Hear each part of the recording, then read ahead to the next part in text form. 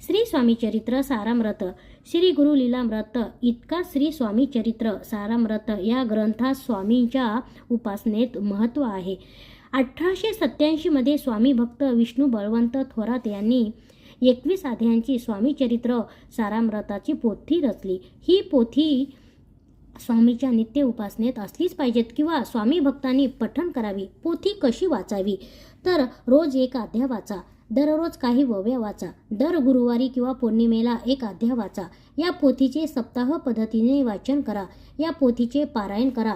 आता त्याची फलश्रुती काय आहे? या पोथीच्या नित्य वाचनाने आपल्याला अत्यंत सकारात्मक आणि विधायक अनुभव येतील आणि स्वामी प्रत्येक अडचणीवर उतारा देतील आणि हा ग्रंथ शीघ्र फलदायी आहे. ही पोथी वाचल्याने तुमच्या अनेक अडचणी दूर होतील आणि ही पोथी वाचल्याने स्वामी प्रत्यक्षात तुमच्या सोबत राहतील. श्री स्वामी